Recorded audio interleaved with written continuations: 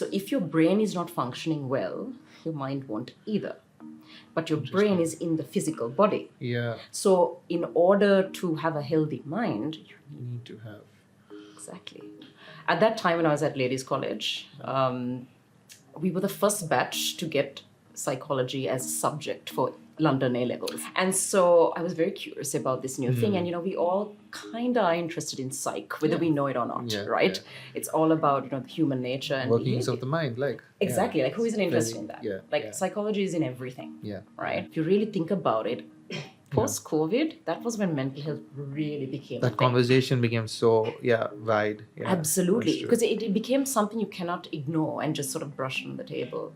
We're social animals, right? Yeah, we need people. We need at some level. Exactly, we need social connection, right? We're tribal by nature, right? So that sort of shifted the focus onto mental health.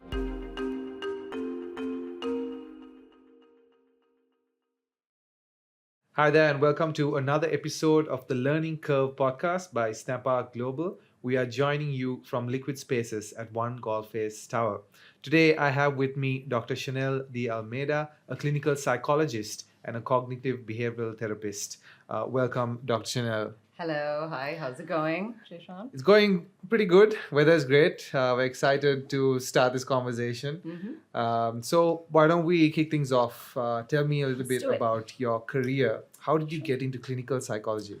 So it's an interesting story, actually. I've always been a bit of a rebel when it comes to convention. I don't really recognize convention. I always feel like you should always do things differently. So when it came to school, like what I was really interested in was meeting my friends and, having fun, right? Yeah, like all of us. Right? I mean, enjoy your school life. Enjoy it. Exactly, right? And of course, that comes from a very privileged position, and I recognize that. But I always used to wonder, okay, what can I do which I can actually enjoy? So from even before all this purpose discussion was popular, and, I always felt like I would either want to do something in the fashion industry or something related to creativity in some form, right? But of course, being South Asian, mom and dad, they're like, just something respectable, right? And so what I figured, okay, what is really out there, but at the same time kind of respectable, right? And I was really lucky. So this is where luck comes in, I think. At that time when I was at Ladies College, we were the first batch to get psychology as a subject for London A-levels. Right, okay. Right? Okay. And so I was very curious about this new thing. And, we all kind of are interested in psych, whether we know it or not, right? Yeah. It's all about, the human nature and workings behavior. of the mind, like. Exactly. Like, who isn't interested in that? Psychology is in everything, right? So I was like, this sounds a bit, kind of up my alley, right? And you could work your way up to doctorate level, right? So then my parents would, respectable. Okay. Tick. Okay, right? Go for it. So I was like, okay, but it could be fun too, right? Yeah. And at that time, I always knew that I wanted to be in the US. Like, I think growing up, watching the movies and listening to the music, you kind of get very American influenced. Yeah. And so there was no question I was going to the US, right? And so I got into a really good program, and it was in the West Coast. And I basically decided to specialize in it. And then, I started doing my bachelor's, my master's, and then up to, specialization. Wow, and I just I was very lucky. I guess I discovered it at around 16 years old, that, this was something that I could maybe enjoy while being, recognized for what I'm doing. But at the same time, give something back to the community in a very specific way. So I lucked out. Yeah, that's great. So this is just a question I have, right? Getting into psych, the field, clinical psychology involves a lot of speaking with people, understanding, their problems and guiding them through it. In your friend circle, were you that person initially? What sort of friend were you? Yes, I think I was the kind of person someone that they come to be like, hey, Shanelle, I need help. I got issues. Yeah. And they just open up and you're like, oh, that's so much information. Totally. Yeah. I think I give a lot of love advice, even though at that age, I don't think I knew what the hell I was doing. Okay. But I'm like, maybe you should, don't call him back. back, just wait like a week before you answer the text Play message. hard to get. Totally Yeah. play hard to get. Yeah. That's what, they like the chase Yeah. kind of thing.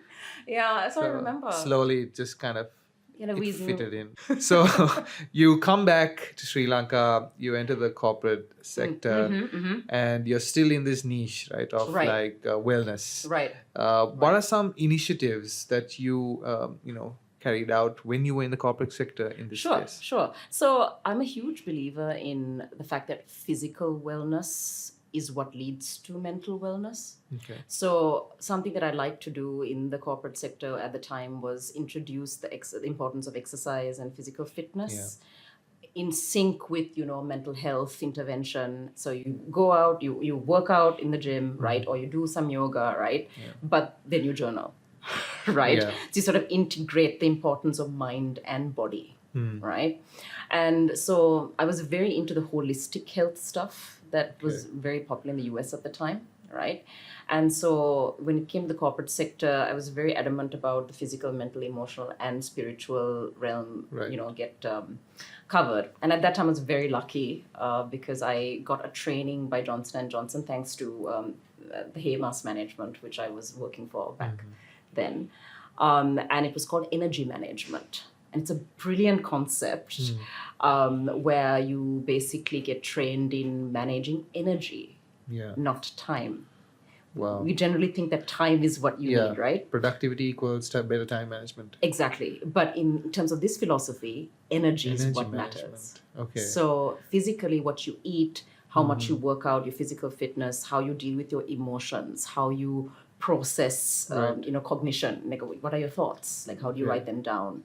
Why do you think what you think? And then you manage it with purpose. So spiritual dimension is focused on purpose, a definition. Okay. Yeah. So that is, why am I here? Not necessarily in relation to, God or prayer or whatever, but that could be the part of it. larger question in life, like, okay, what am I working towards here? Okay. Exactly. Why am I here? Why am I here? What's the point? Right. Right.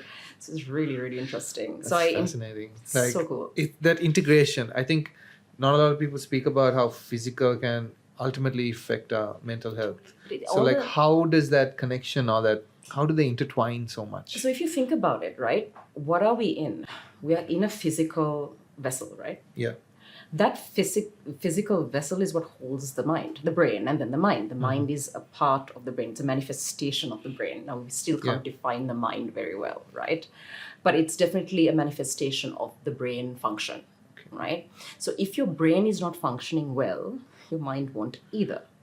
But your brain is in the physical body. Yeah. So in order to have a healthy mind, you need to have.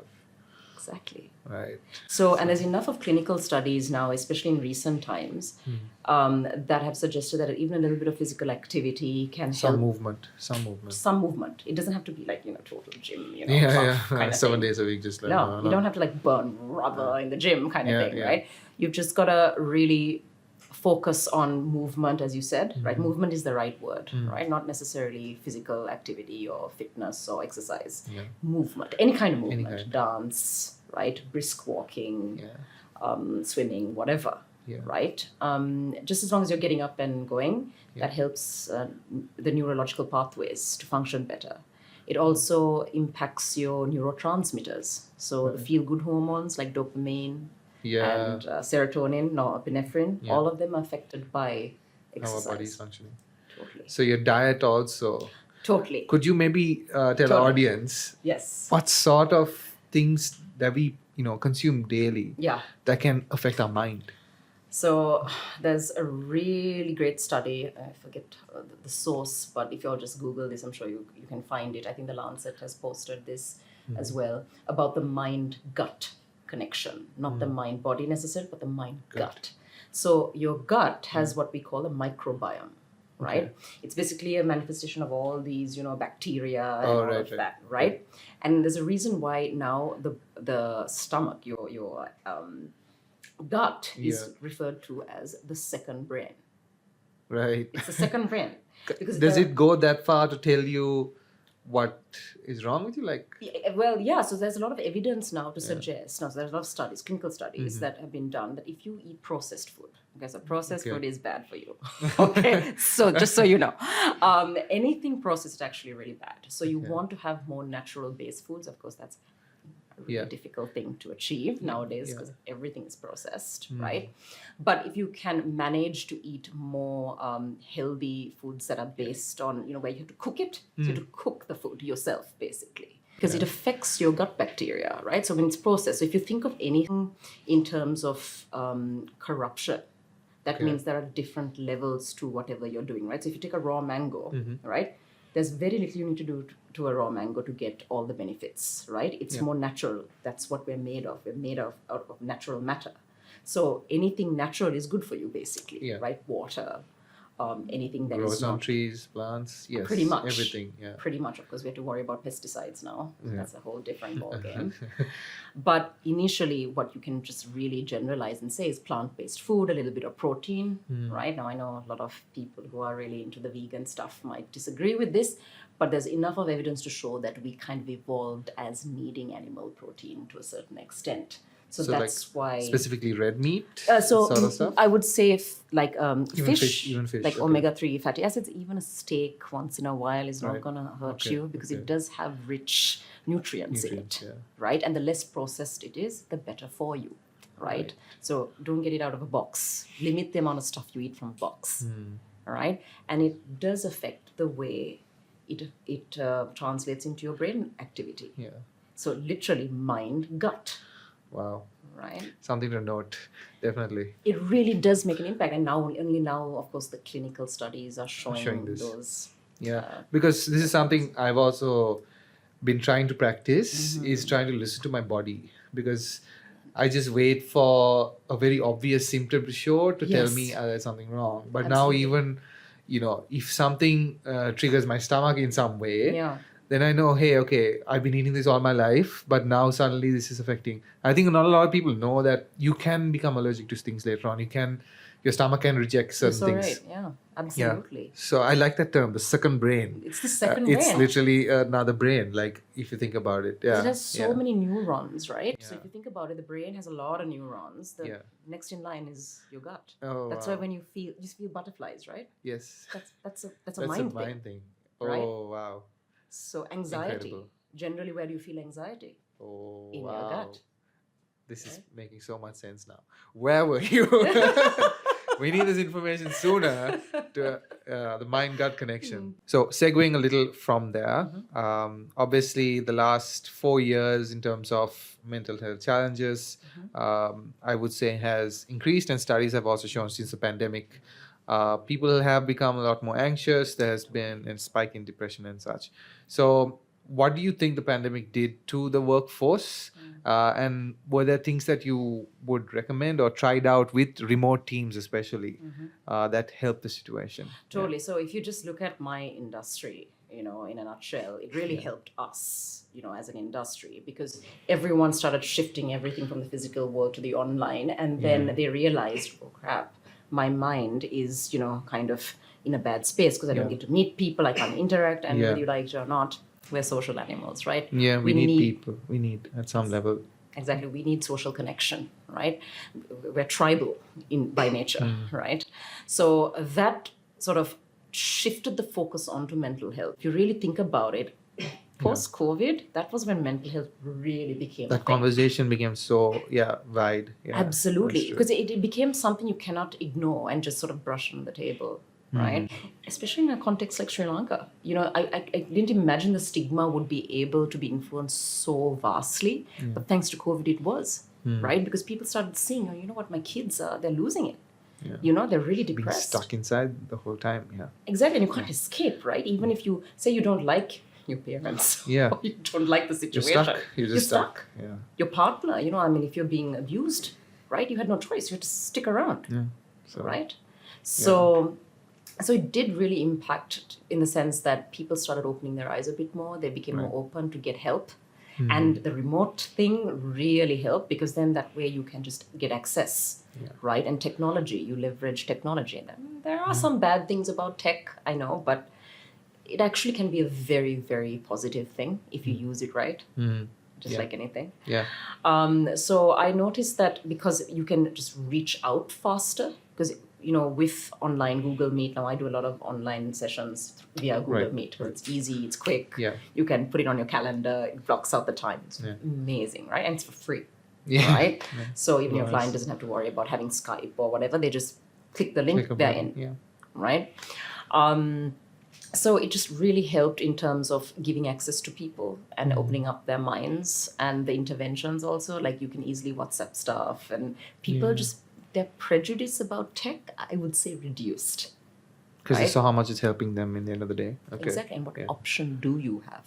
Right? Yeah, in that Especially in Sri situation. Lanka, I think we were a little bit slower when it comes to integrating tech on a It's always the scale. case. Yeah. Yeah. We always play catch up. Right? Exactly. Yeah, play catch Exactly. up, I mean, we so- have all the talent, we have all the Yeah. capability. It's just the system doesn't allow. Yeah, you have to work with that pace, which is quite frustrating. Exactly. Yeah. 'Cause you So gotta- yeah, sorry. Maybe like for our viewers at home, Yeah. remote teams today, Yes.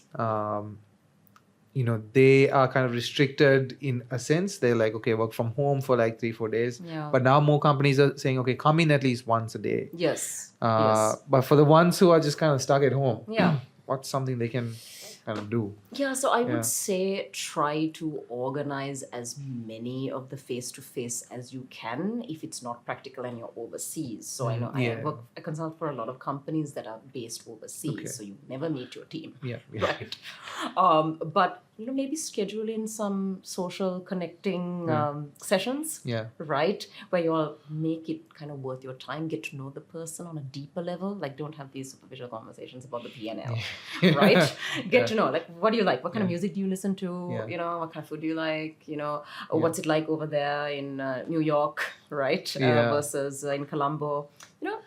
Interact with your team. Interact Yeah, and have open-ended questions so that your experience and your conversations are A deep. lot more richer.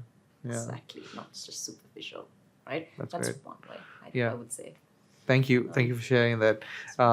So this is not your first foray into podcasting, Right. right? The Mind Manager is something Right. you run. So maybe you could tell our audience where did that moniker come from, the Mind Manager, and maybe Yes. talk a lot also about your podcast. Yeah, so it was Yeah. a while back. So in 2017, I think, when I just started realizing that I wanted to create a brand that would be appealing to Gen Z, especially. Okay.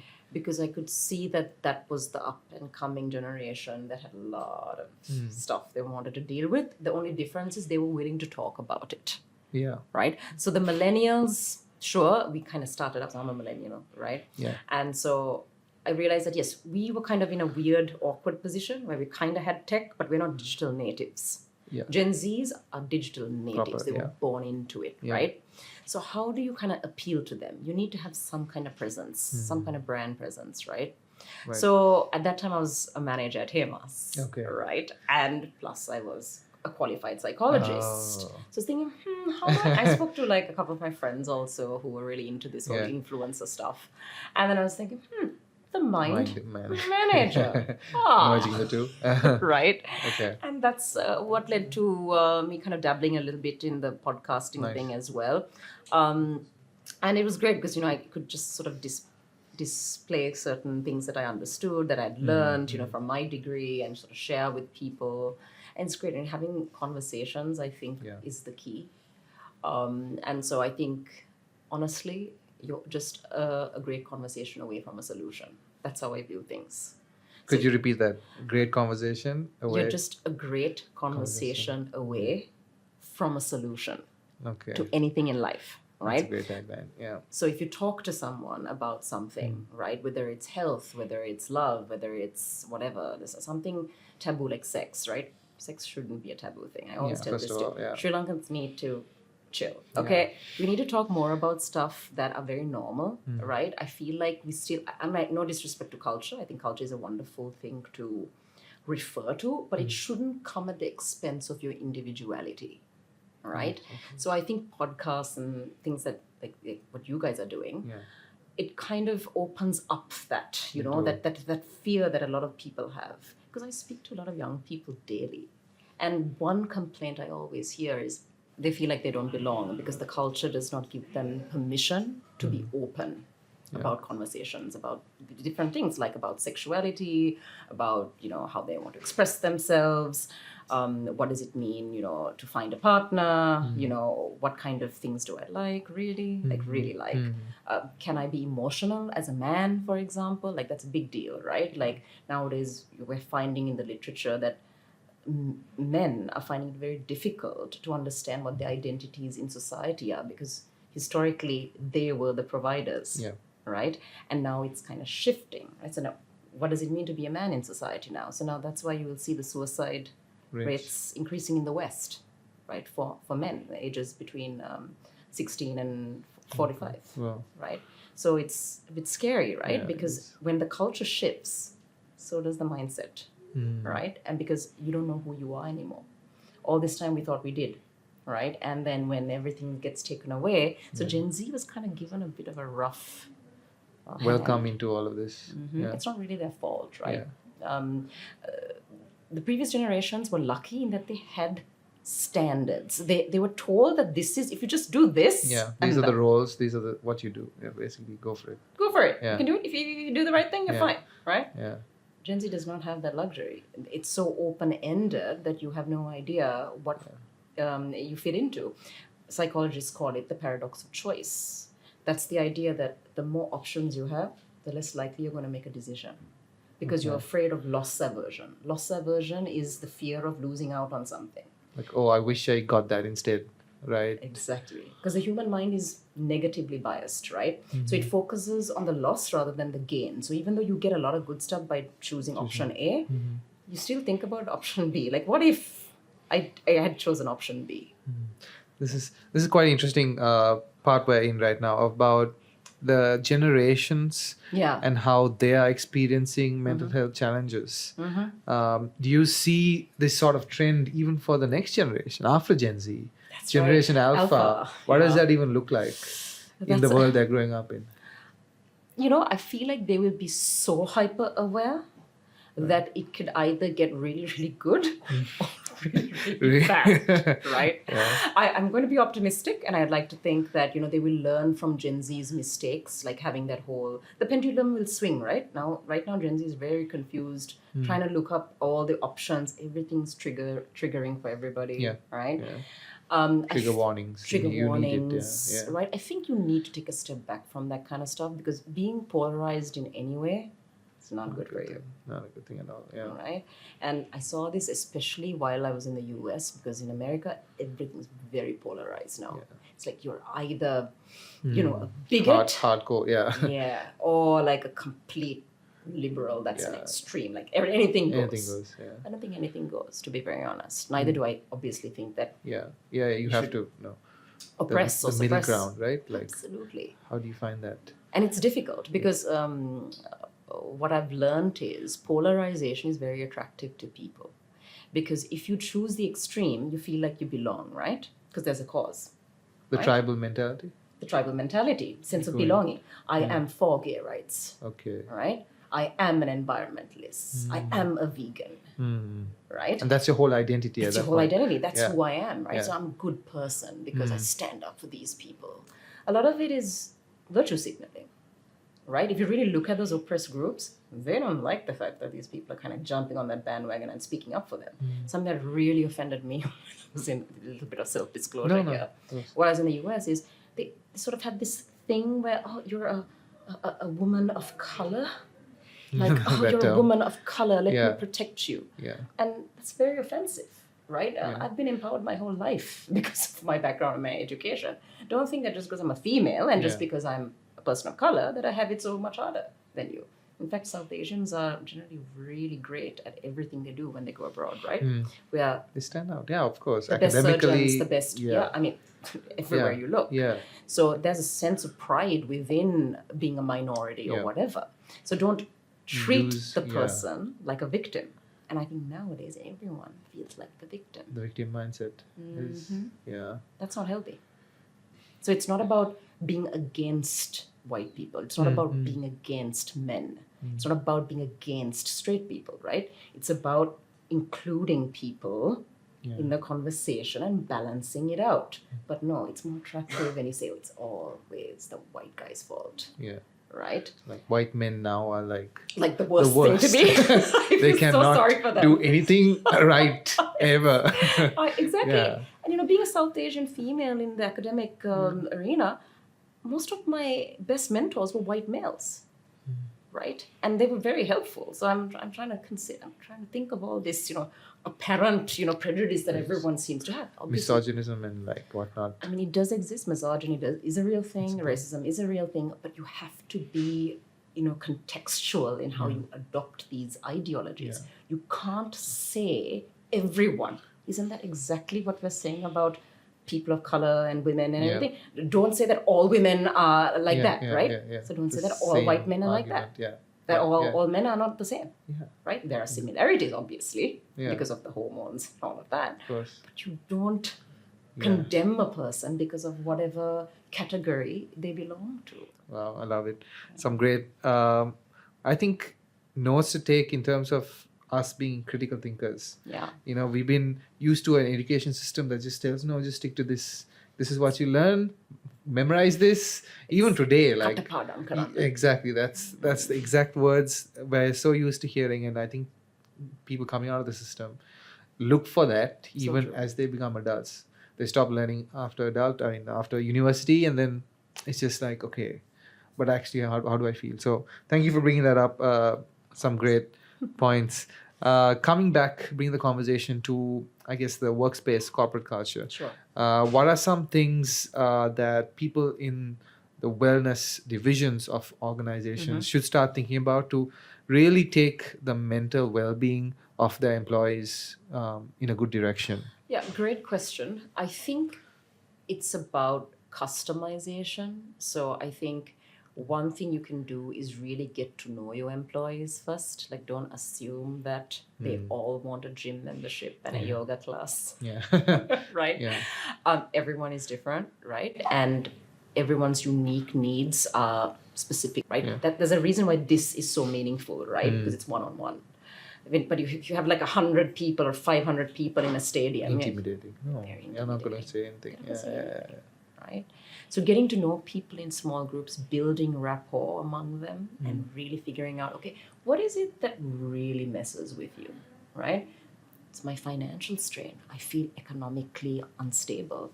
What are you going to do about that as a company, right? Well, yeah. Because a lot of people, and I've noticed this in the corporate sector, because a lot of employees tell me, right, confidentially, even though they're doing these special mental health programs and all of that, the fact is, I'm not making enough money. Right? You need to and be able all to my put food on the table. exactly, because their needs are different, right? If you have hygienic needs, then you're not going to think from the privileged position of, how much of vegan shakes I can get, right? Or can I have my kale salad with feta cheese? You're thinking, okay, can I fund my kids' education? So how do we even that out? And I think fundamentally, and I don't think anyone really wants me to say this, but maybe I will, it is a systemic change. Economically, we need to be stronger so that we can provide better salaries for people so that they don't feel used, right? You can give all the frills you want to people, right? But they're not idiots, right? At the end of the day, they want to feel like they're living a comfortable life. And we're blessed. Like, we live in a gorgeous country with sunlight and everything, right? But because the system is not done well and it's not maintained well, and there's obvious corruption in various, segments. Coming from the very, very top, obviously, we know. We have to be mindful that is why these little under-decided things keep happening. Right? So if the fabric of a society is corrupt, no matter how great the individuals are, right, subjectively, how are you going to promote contentment or happiness or fulfillment? It's got nothing to do with our people necessarily. I think we've just been dealt a bad system. Yeah. The problem is once you're in a system, it's really hard to change it. So I have faith in Gen Z and maybe the alphas, right? Maybe they will change that, but a lot of them are leaving. Yeah, so looking for greener pastures, right? That is what I'm a little concerned about, because then what are we left with? Yeah. The closed-mindedness, the corruption, the old world values. For another decade and a decade after that. Yeah. Exactly. Yeah, So that's why I think these conversations are really, really important, and we need to, the millennials included, I think Yeah. we need to fight, because if we're in positions of power and influence, we need to use that for good. So a lot of people are like, why aren't you back in the US? Why did you come here? Oh my God, why are you in Sri Lanka? I'm like, what kind of question is that? Yeah. Right? I love it here. I love this country, right? Because it has so much potential. If we all just upped and left yeah. every chance we got, then Yeah. what choices do we have? Right? Give back to the country in some way. Just give back. Yeah. Just give back. And you can always go and come back, right? Exactly. We're privileged enough to do that, some of Yeah. us. So then do that, but try to contribute as much as you can. So I'd like to ask you, Shanelle, about mental health stigma, especially in Sri Lanka. How has the conversation been around this subject matter? Is there still a pushback? And what are some things that we can do to, help the situation? Totally, yeah. Well, stigma has always been, a bit of a sore thumb when it comes to this mental health stuff, right? Yeah. Because it's been there for a while. I think we've always had this whole stigma thing. If you really backtrack in terms of history and psychology, the history of psychology, it was first, considered, demonic possessions witchcraft, and right? witchcraft, Yeah, I remember right? this. Yeah. So it was a bit of a, taboo thing to begin with, because why are these people behaving this way and not conforming, right? So everything was about conforming at the time. So I think anyone that kind of displayed epileptic symptoms or things that were little out of the ordinary, finished. It's possessed or something like that. Yeah. Something's like really wrong Really with wrong. them. And then they had very, very unethical ways of dealing with it, right? Oh, yeah. So they would put them into these really crazy places called nut houses. They literally used to refer to them as nut houses, right? That alone is wrong and unethical, right? To label something that way. And they would mistreat these people, like animals. Like you wouldn't even treat animals like that. You shouldn't treat animals like that, right? But they treated humans like that. And there were many things that sort of led to that idea that if you're crazy, you're a bit of a bad person to have in your society. So let's just incarcerate them, put them away, right? Like a prisoner, like a criminal, right? Just put them away. Let's not deal with them. Let them be restrained and put in the restraint straitjackets and things like that. So I think it has just sort of transitioned into current society. It's still there, contrary to popular belief. You still have the stigma abroad. What I dislike is when people assume that Sri Lanka is just so backward and everyone else is. Actually, that's not true. A lot of these biases exist every place, like everywhere in the world. Still, just not to that extent, perhaps. Yeah. And there's also a counter movement in everything. So just as much as there are people who say no, mental health is all for crazy people, there are also tons of people who are like, yeah, you're crazy for saying that, right? Whereas here it's a little difficult. It's not an even playing field, right? It's just a few privileged few that really know what's going on, and then the majority are kind of left in the dark, right? And the more privileged you are, the more access to information you have. Yeah. So I think when you look at stigma, the only way you can deal with it is, again, having these conversations. What is stigma really? It's basically a label to say, not good, danger, fear, right? It triggers your fear response. Anything different is bad, right? Yeah. So it's a way to sort of ostracize people so that you can protect yourself. The problem is, it's highly exaggerated. Being mentally ill is not anyone's fault, is it? You wouldn't say someone is deserving of having cancer and how dare they have cancer, right? Get over your cancer, please. No one would say that if it's a physical illness. But if it's a psychological thing, automatically there is this weird bias. So it's lack of information also. Definitely. And I also think it's just the sheer nature and manifestation of it in the physical sense. So, for example, if you take someone with a cancer or a fever, you can measure it, right? Yeah. In real time. Yeah. You can see the white blood cells, increasing. You can identify the tumor, right? You can see the blood when you have a cut. How do you see depression, really? You can only maybe see some signs and symptoms, but it's very hard to really detect. Yeah. the best way we can do it is in certain ways. We take MRI scans and then we see parts of your brain that are activated during certain questions and scenarios. That's all we've got. But we can't really see what you're thinking and feeling, right? Wow. Okay. And I think that's part. My theory is that that's the reason why this mental health stuff is so difficult for people to understand. They just change your attitude, just change your thinking, then Right. you won't be depressed. I agree that that's true for some people. As long as you're on a lower level of the mental health scale in a pathology, you can just change your mind and feel okay. Maybe it's just, going for a walk. Maybe you'll feel okay. But that's not actual major depressive disorder. You're just having a bad day maybe, or you're going through a tough time. Right.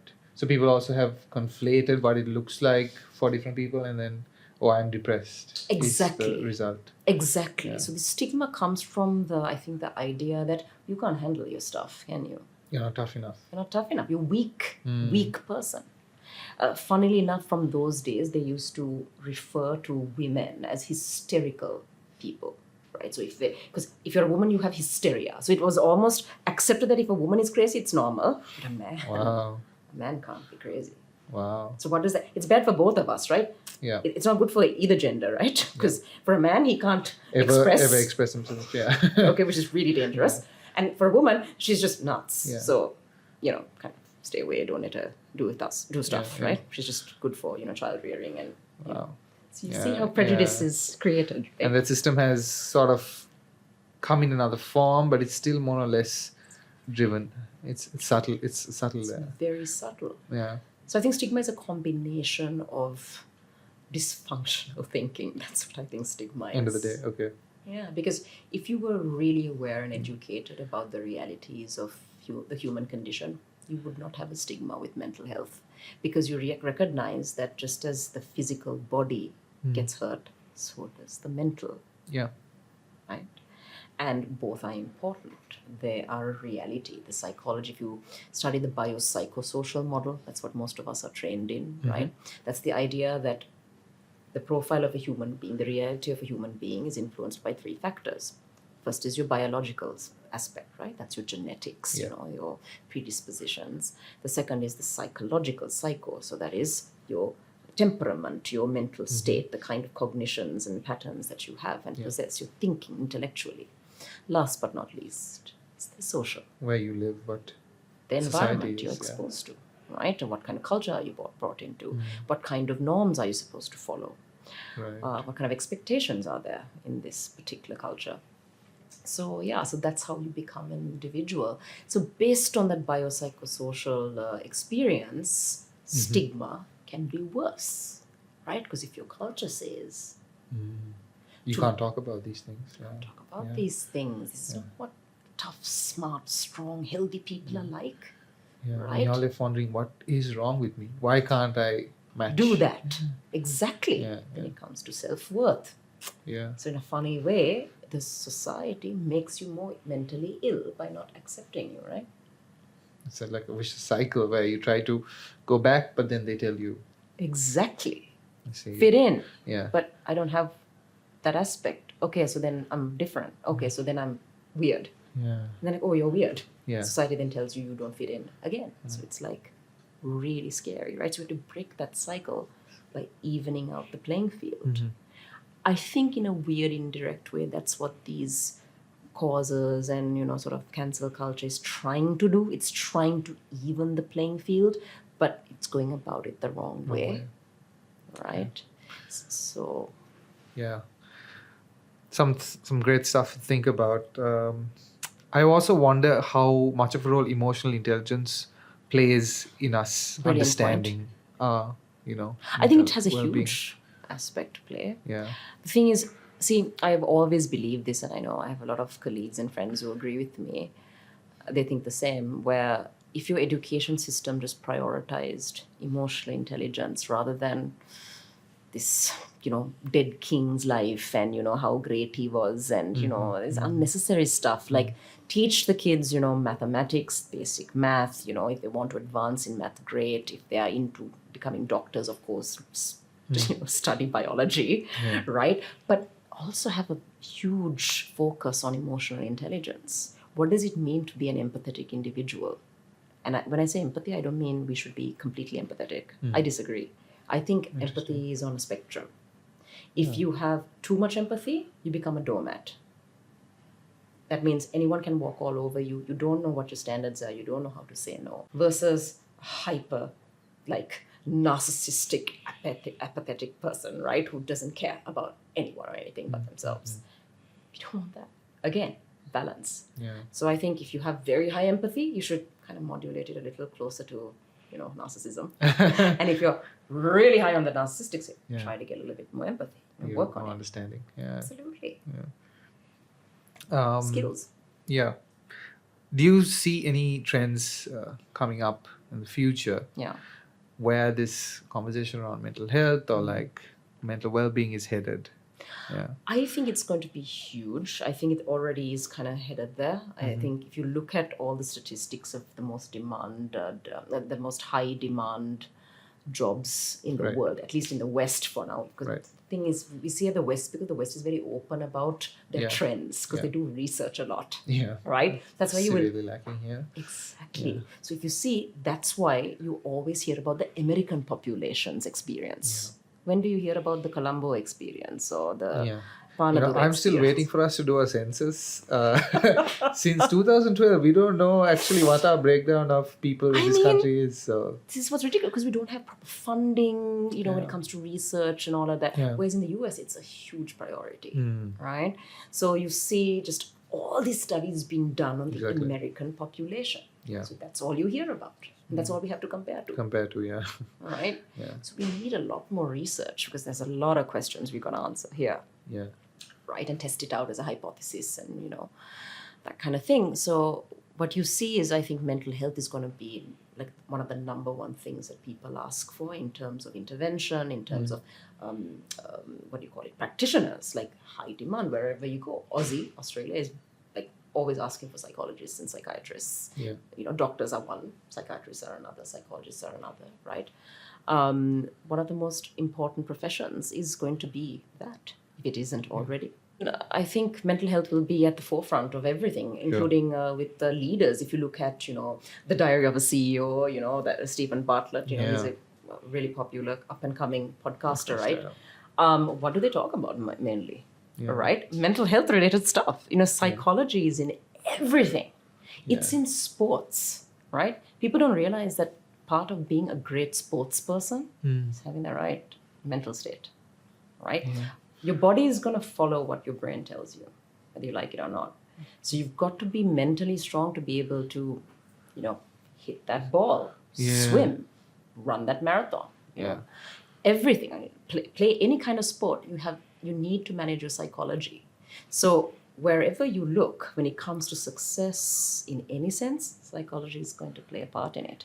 If you look at food, there's a huge array of studies been done on food psychology. Like, why do we like to eat certain things? It reminds me of my grandma, so it gives me nostalgia. That's why chocolate chip cookies are really popular in the US. Well, the smell of certain foods just like... It's memory. It's all your memory. Your hippocampus just tells you, oh, you're safe now. Yeah. Wow. So everywhere you look, human psychology is fascinating and it applies to every arena, especially now business. I mean, business, it's all about that. Yeah. A lot of corporates are looking for, okay, how can I address or like give a space for my employees to be looked after, take care of. Yeah. Totally. It's not about being crazy anymore. Yeah. Right? Or saying someone's crazy anymore or giving them a pill, right? It's not just about that. It does matter. I agree. I think medication is important. By the way, don't get me wrong. A lot of people like to say that, I never want to take psychiatric meds. And I disagree. It depends on the level of pathology. So if you are an extreme level schizophrenic, bipolar 1 or 2, you need medication. If you are in the suicidal ideation phase and, you're engaging in self-harm behaviors constantly, you've got to get on medication. There's a lot of stages. You've got to know the stages of mental health, right? So people need to expand and understand what mental health really means and how that applies to human psychology, because you're not going to be able to run away from it, right? Relationships, they're based on psychology. Yeah. Okay. Everything you do is based on psychology. Yeah.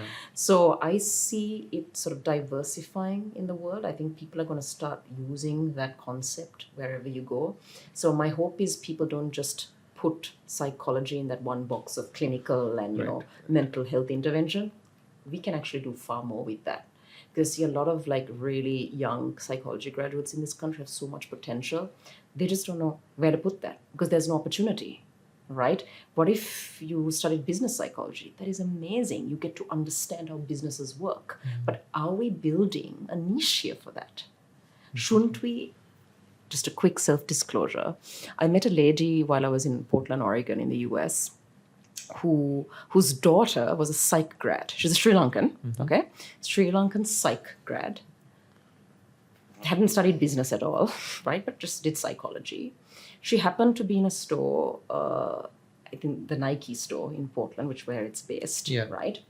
Michael Jordan happened to walk by and just started having a conversation with her. Now, this is a true story. Wow.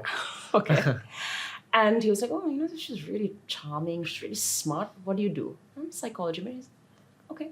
Why don't you just try my store and, try to head some of the marketing initiatives that we're doing?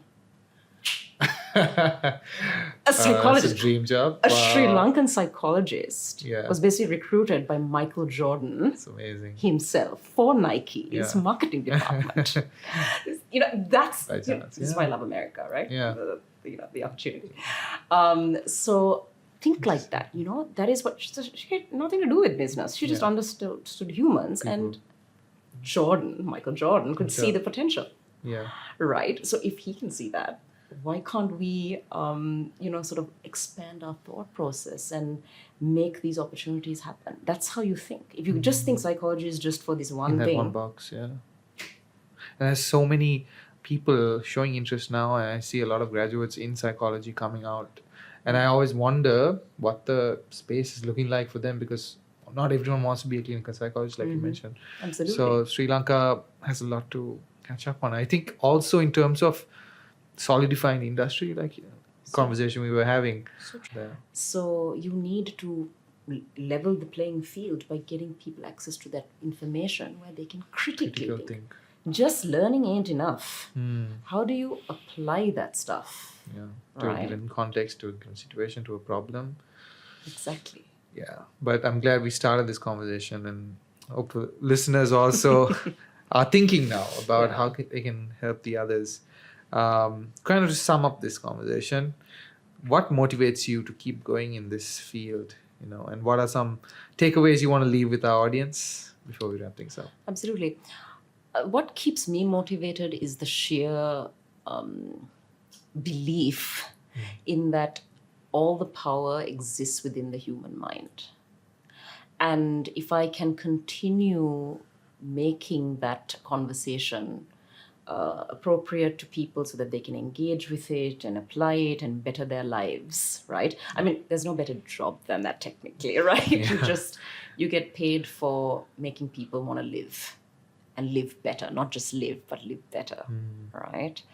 And thanks to technology and thanks to, all these opportunities, you're able to make the world better, not just in the clinical setting, but, on a cultural level. To have these conversations like this, to go to a cocktail party, you talk about mental health, right? And then people are like, that's interesting, right? And then so it's a way of expanding your experience. And don't get me wrong, it benefits me more than anyone because I get to meet these people. I get to, learn about them, and I learn from them. Before we started, you said, you're learning from it. I'm learning from you. I'm learning from everyone. Right? We're always learning from each other. That's the beauty of it, right? That we get to do that. And what is more relevant than that in life? I don't see another purpose than getting to know each other and connecting and having fun. Along the way. With it. Absolutely. Dr. Shanelle, this has been a fantastic conversation. Thank you for joining us on the Learning Curve. To everyone at home listening and tuning in, thank you for joining us in this episode. Do follow us on our socials. We are joining to you from Liquid Spaces at One Golf Face Tower, and this has been a wonderful conversation. See you at the next one. Thank you.